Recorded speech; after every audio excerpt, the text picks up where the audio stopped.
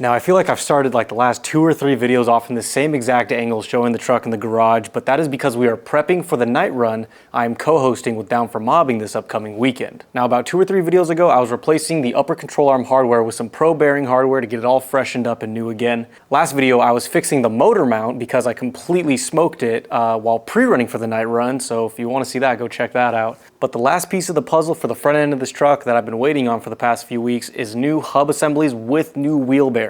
The wheel bearings are the key to this puzzle because these ones, they're on the verge of being smoked. So before we go ahead and open up this box of wheel bearings, let me give a little bit of context of how I came across them. Obviously, I don't want to pay OEM Toyota prices for a new hub assembly with wheel bearings and all that, because that would have been absolutely insanely priced. And everybody on the forums was saying if you buy some from like AutoZone or something, they're just going to be smoked in, I don't know, maybe like 40,000 miles, especially if you're off-roading hard on them. I heard they're no good. I heard the bearings are bad. So I'm like, I need to find something in between here. Where do I go?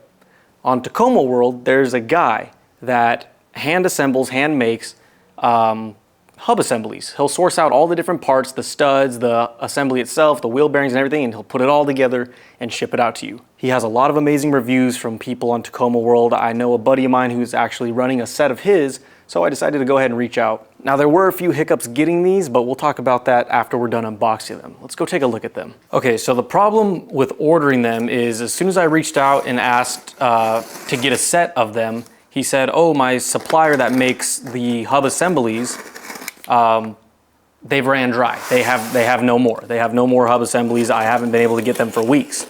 So I was like, oh darn, okay. Then about a week later, he reached out and he said, okay, I found a new supplier for them. So once he had the new supplier for those hub assemblies, then it came down to, okay, let's order a set of those and let's get this process going. Dude, he like glued every piece of styrofoam to every piece of cardboard in this box. How the heck? Did I open this upside down? So anyways, I went ahead, ordered my set, and at this point, he's just sort of dealing with distributors of different components. Like I said, he gets, you know, hub assemblies from one part, certain hardware from another part, the wheel bearings from another part. Anyways, long story short, over the following couple weeks of him assembling these and getting them put together, there were some hiccups here and there of like, oh, this distributor sent me the wrong part, or this distributor ran dry of a part I need, or I broke a tool trying to put these together. So long story short, they're in now, and I'm curious to see the quality and longevity of these wheel bearings and hub assemblies. Well, dude, I'll give it to the guy. He packages these things in a way that they are not going to move during shipping at all. Okay, so we got one out here. We'll just take a look at this one.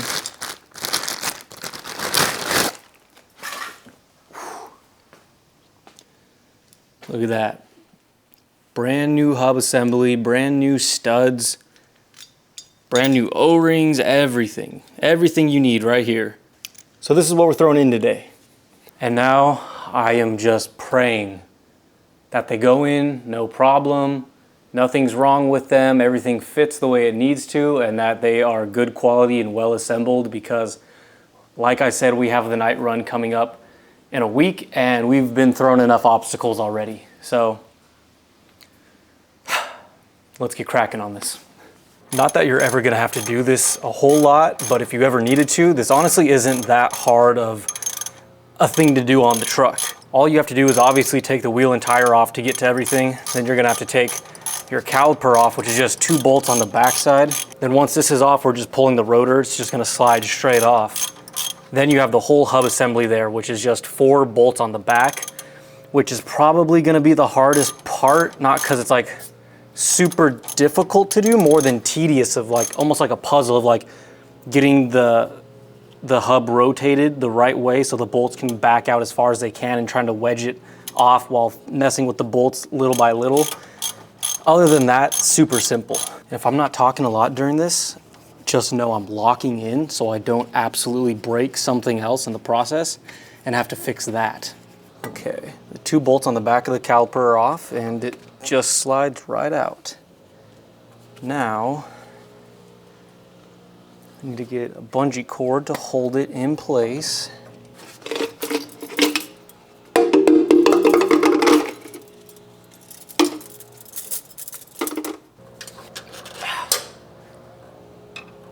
luckily, God, that was a loud screech. Luckily, these rotors aren't the OEM ones that have been on for the whole life of the truck, and they're somewhat newer, so they weren't completely seized on. That's usually the hardest part, is getting that off. But now we have the whole assembly here, 4 bolts on each corner, and she should come right off. Once I get all 4 of these loosened up, I'll show you what I'm talking about it being like a tedious process, and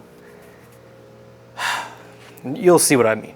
Okay, before we get it completely unthreaded here, I'm going to show you what I'm talking about. So as you undo the 4 bolts in each corner, they start threading this way toward the actual hub, and they're going to start hitting the backside of it. So you have to position this just the right way to where it doesn't hit the backside of the studs, and it kind of, all 4 kind of fit in perfectly, because once you start to back them out on an assembly that's sort of seized on, like it's been on the truck its whole life, it'll be like locked into place. So you have to make sure the threads are out enough to where you can break it loose, and then you have to play a little game of like wedge this side, now this side needs to be unthreaded a little bit, wedge that side, now this one needs to be unthreaded, and it's like a big game.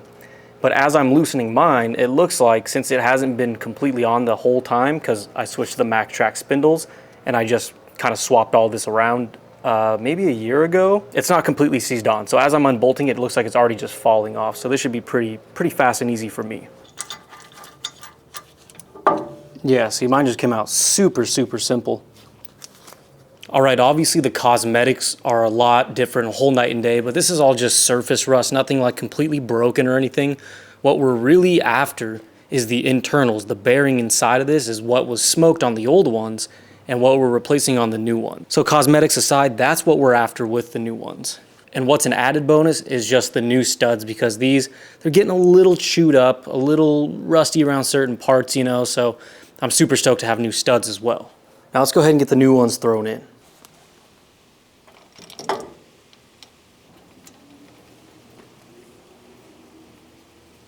You guys may be pleased to know that after the last video where we had to deal with the motor mounts and those bolts falling out, I learned my lesson. I'm now using Loctite on my bolts. Now you may be asking yourself, why would somebody need to replace their wheel bearings? Like what symptoms cause it? Essentially, like any other bearings, these will get worn out over time. And in my opinion, I think this might be one of the more dangerous bearings to have completely fail on you. So yeah, you'll get a lot of play in it. A way to check is if you jack your truck up off the floor and you grab your tire and you're able to move it side to side if the whole thing's wobbling, if there's like a, I think like a clunking noise, I guess, sort of going on from your bearing down here. For me personally, I jacked it up. I had a little bit of play there. Like I said in previous videos in this whole refresh sort of series we've been doing this past few weeks, I feel like there's some play in my steering, you know, like I'll be going down the freeway and it feels like you're driving a Jeep at 70 miles an hour on a freeway. We're just kind of like walking a little bit of play. When I was coming back from Barstow a couple weeks ago, as we were coming down the Cajon Pass traffic, going like 5-10 miles an hour down the hill, I just feel sort of like a little lumping kind of feel, like there's a dead spot sort of in the bearing. So that's sort of what led me to it. I'm hoping this is what is needed to fix that. I'm hoping this was the problem and it wasn't something else that I'm gonna need to spend money on. And the passenger side I'm just doing because I'm already doing the driver's side. Might as well keep them together, you know? But yeah, if you guys are looking to replace your hub assembly, wheel bearing sort of thing like I am, and you don't want to go with off the shelf at an auto parts store and you don't want to go with OEM Toyota ones, I'll leave the link to the Tacoma World Forum where this guy sells them in the description below. And I think he's a vet, so support the troops. So far, everything seems to be really good quality. I already buttoned up the whole passenger side, and the only thing that I found is 2 of the studs for the lug nuts have some flat spots in them, which I kind of wish the guy would have like kind of given them a once over before shipping them out and could have taken like a tap and die set and cleaned up the threads for me, but it's okay. I have my own tap and die set here. I am missing one size though, and I think it is the exact size I need, so I might be screwed.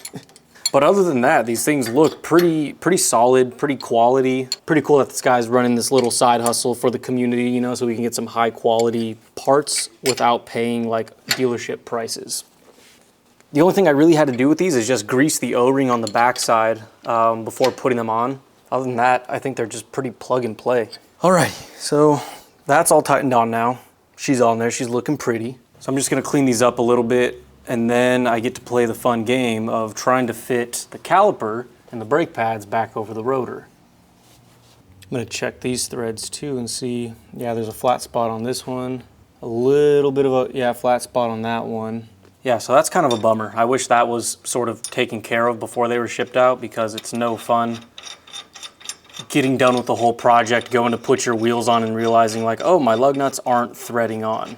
Yeah, so in total I found 5 studs, 3 on this side, 2 on the other side that have dead spots on them, so that kind of blows.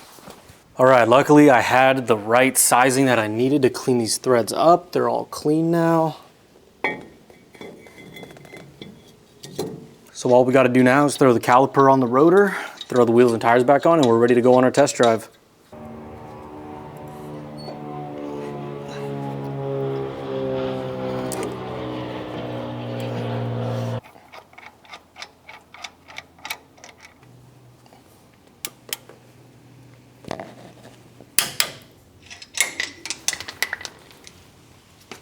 All right, so after test driving it for a little bit, I feel like the rest of that sloppiness and the walking it would do has sort of cleaned itself up. I think half of that was due to the upper control arm hardware that we had replaced. And now doing this wheel bearing, I feel like cleaned up the other half of that slop and sort of walking feeling that I felt.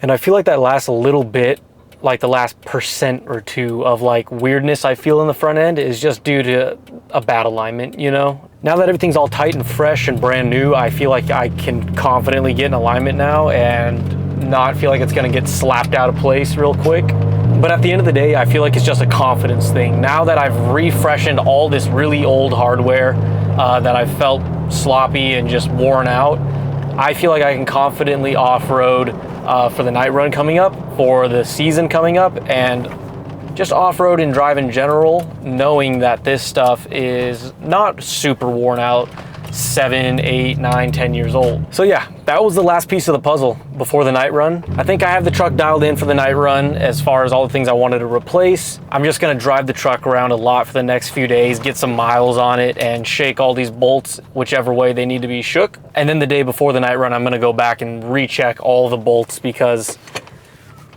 we're not having that problem.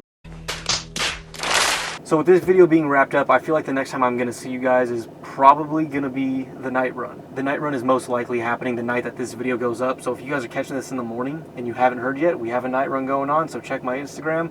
If you guys don't follow me on Instagram, go ahead and follow me. If you don't subscribe to me on YouTube, go ahead and do that, because you're gonna miss out on future events, and we're here to have a good time in the desert. So thank you guys so much for watching.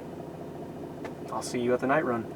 Welcome to my party, we're just getting started. A life is a dream or a nightmare scarring. Hand me a drink cause I think I'm going all in. Get me a shrink.